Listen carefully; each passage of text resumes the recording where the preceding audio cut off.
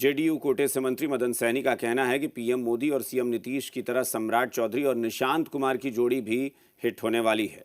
मंत्री मदन सैनी का ये बयान बेहद खास है क्योंकि हर कोई जानना चाहता है कि बिहार में नीतीश कुमार के बाद मुख्यमंत्री कौन बनेगा। बिहार में नई सरकार के गठन की सरगर्मी तेज हो गई है। माना जा रहा है कि खरमास बाद बिहार को नया मुख्यमंत्री मिलेगा और इन सब के बीच सबसे बड़ा सवाल है कि नीतीश कुमार के बाद बिहार का मुख्यमंत्री कौन होगा। जेडीयू कोटे से मंत्री मदन सहनी के बयान से बहुत कुछ साफ हो रहा है।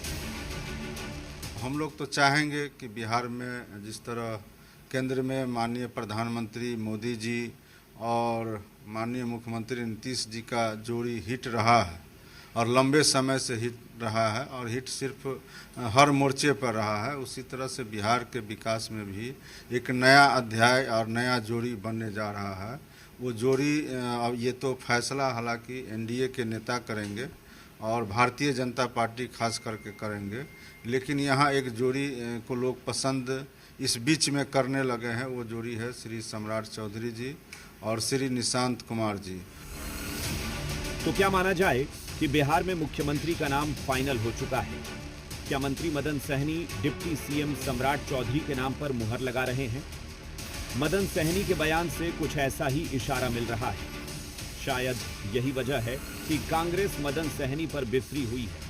कह रही है बीजेपी कुछ दिनों में निशांत को भी फिनिश कर देगी। बड़ा अफसोस है, अफसोस के साथ ये कहना पड़ रहा है कि अब तक जनता दल यू के कुछ लोग भारतीय जनता पार्टी का बीच में जाके काम कर रहे थे भाजपा का, अब तो जनता दल यू के मंत्री भी भारतीय जनता पार्टी का जाके पांव पकड़ रहे हैं। सवाल है कि बिहार याद रखेगा जनता दल यू को कि जनता दल यू के चलते, उनके धोखा के चलते इन लोगों ने बिहार की जनता को धोखा दिया और भारतीय जनता पार्टी के मुख्यमंत्री को स्थापित कर रहे हैं बिहार में पहली बार।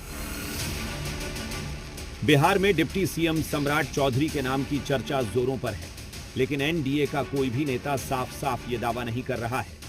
यहां तक कि बीजेपी भी कह रही है कि एनडीए का शीर्ष नेतृत्व ही मुख्यमंत्री के नाम पर मुहर लगाएगा। तो आरजेडी की दलील है कि जेडीयू ने बीजेपी के सामने सरेंडर कर दिया है।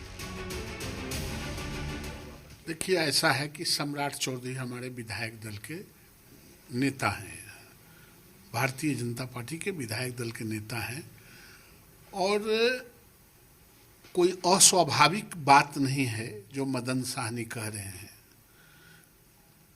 और एनडीए जिसको तय करेगी, चाहे वो सम्राट चौधरी हों या निशांत कुमार हों, जिसको तय करेगी वही चलाएंगे और बेहतर पारी खेलेंगे। मदन सहनी जी ने मान लिया है कि अब जदयू की सरकार बिहार में नहीं रहेगी, जदयू पार्टी भी नहीं रहेगी, कोई जोड़ी हिट नहीं। 25 से 30 फिर से नीतीश 3 महीना में हो गए फिनिश और 3 महीना में फिर बेटा को भी कर देगा फिनिश। भारतीय जनता पार्टी अब काहे को मानेगी? अब सम्राट जी का नाम ठीक है, आगे चल रहा है, तो बनाएगी तो बनाएगी।